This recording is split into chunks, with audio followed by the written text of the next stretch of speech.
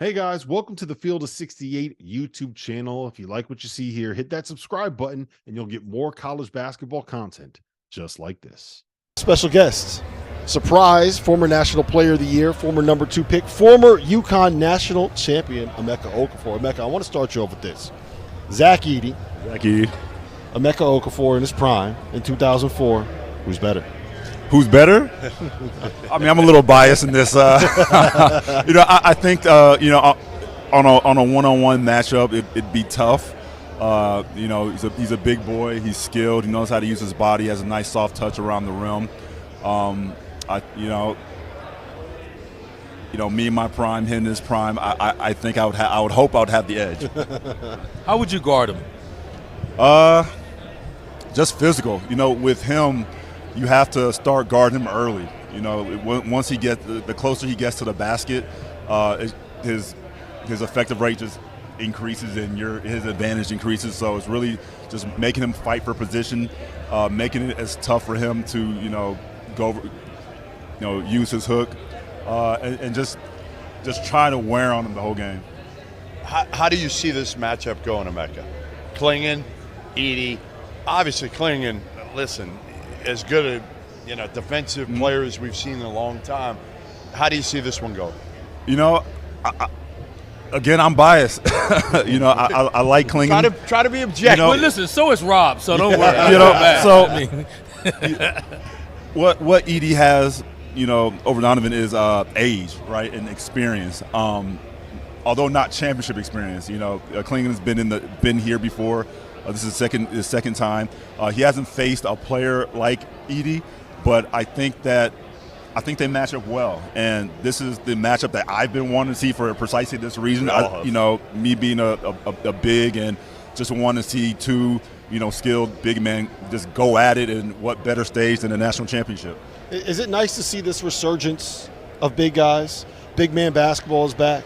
Physical basketball is back. Tyler Hansborough's on the show, and he says all the time, make basketball physical again. Yeah, no. You like seeing that? I love seeing it. I love when players can use all their strengths. If you're a guard and you're quick, cool. If you're big and you're strong and you're powerful, hey man, let them rock. And I think is return to that point. I want to ask you about this, just kind of UConn big picture. There was a 9-year period where it wasn't really all that much fun to be a UConn fan, and I'm sure as a UConn alum, it's when we're talking about Shabazz going to a Final Four and Kemba Walker winning a national title, it's a lot easier to get excited about being an alum. Now that UConn is back in this situation where back-to-back Final Fours, chance to go back-to-back national titles, is there is the pride back, and did you ever lose that? No, Every team has its ebb and every program has their ebb and flow, right? So, Husky fans, no matter what, we rock with our team.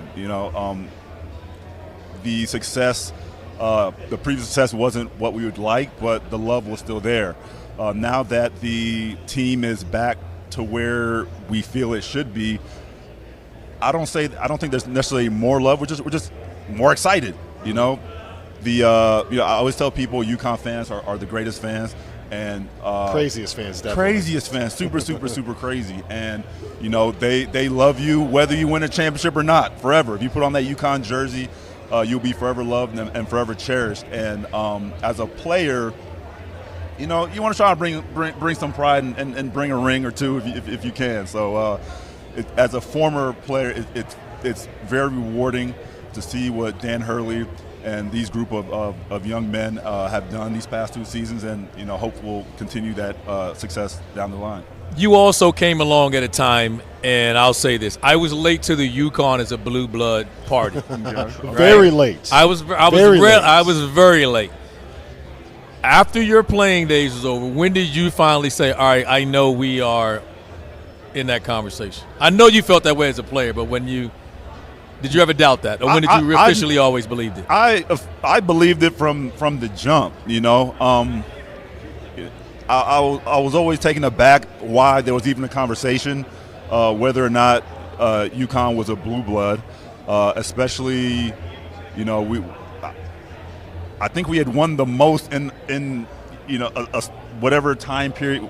5 and 25. Yeah, it's like 5 and 25. Okay, we're going back to like 1820. Okay, you know, but in recent history, we've proven the most dominant, and that's all I need to know. So, Dan Hurley, I call him a lunatic to his face. Okay, He fair. is. You played for probably a guy that some would describe as a lunatic. Okay. Jim Calhoun.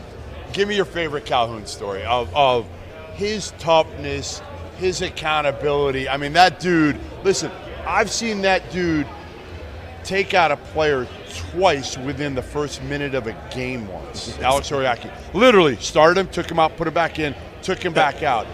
So with both these guys, like, so there's game face, right? And then there's how they are, right? Coach Calhoun, Dan, they're both very, very, very intense guys. They're intense dudes. They, you know, the lights come on, game time comes on, and, you know, their personality changes, and, you know, you see that. But behind that, they like, you feel the love from them. You know, as a player, you know, Jim, no matter what expletives were coming out of his mouth, you knew it was filled with love, and he was trying to push you to be the best that he could be. Yeah. And at the end of the day, you run through a wall for him. And you know, as a player, I understand. You guys see him on the sideline. You understand it now when you're saying it. Yeah, no. Even then, they switch it up. Like, just like if you watch an actor act, you know that's their character, and once they leave, that they're a regular person. So you understand, all right, man, coach is playing the role of coach because he's trying to get the most out of me. But at this, you know, outside that, he's like, hey, Mech, you know, or hey, whoever, how are you? Is everything okay? You know that they have your best interests at heart, which makes them. It builds a trust, right? To where, all right, man, you can say whatever you got. Like, everybody's on the same page. We all have each other's best interests at heart, so let's go hard and get this done. All right, give me your story, though. Give me your story. favorite story. I'm not letting you off the hook I'll here. tee one up for you while you think about it. Okay. Your point guard, Talik Brown, told me once that, and it's on the record, so I'm not burning anybody here, that at a practice gym, there's like a closet next to the gym, and that one time when he got mad at everybody, he walked in the closet and he said, I'm woven in here. If anybody else wants to keep practicing, come in there, come fight me. We'll see who's walking out. So that must have happened before I got there. I don't remember that one. I don't really have any, to be honest. I don't have any, you know, just.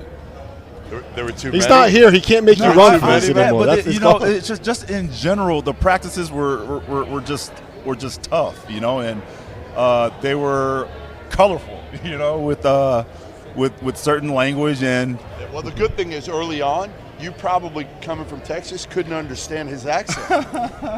So I grew up in an immigrant household, so I was actually pretty like good with accents. So I heard him like understand him pretty easily. Yeah. All right, so I need your official prediction. My official prediction? I need your official prediction. On record. What happens? How's it going to play out? So, I think it will be, you know, Purdue.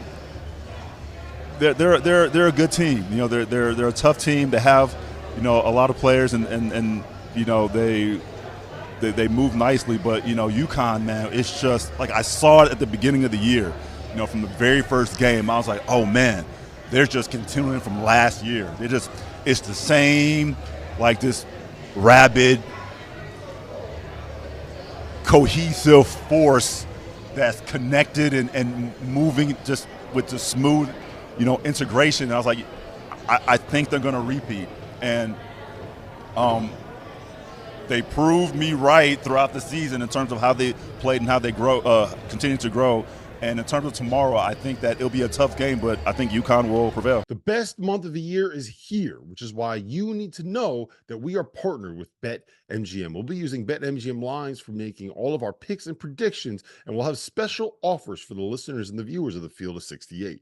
If you haven't signed up for BetMGM yet, you can use bonus code FIELD, and you will get up to a $1,500 first bet offer on your first wager with BetMGM. Here's the best part. All you need to do is deposit and bet $10 of your hard-earned money to get it. This is what you have to do to make it work. Download the BetMGM app and sign up using that bonus code FIELD. Deposit at least $10 and place your first wager on any game. You'll get up to $1,500 in bonus bets if your bet loses. Just make sure you use that bonus code FIELD when you sign up. Most importantly, we have some fun stuff coming up for the rest of the NCAA tournament. Bet insurance tokens, college hoops odds boost, and the thing that I love the most, a nice little parlay boost, as well as a ridiculous array of prop bets for anything that you could possibly imagine betting on. From odds on getting to the Final Four to national championship futures, I'm calling it right now. BetMGM is the king of the prop bet. So go download the BetMGM app. Use that code FIELD and sign up today. And while I've got you, a quick request. The best way to support the Field of 68 content you get for free is to engage with us. Rate and review the pod in any podcast app. Like and share the YouTube videos that you enjoy. Tell your friends about us. It all helps in a world where the algorithm is king. And now, back to the show.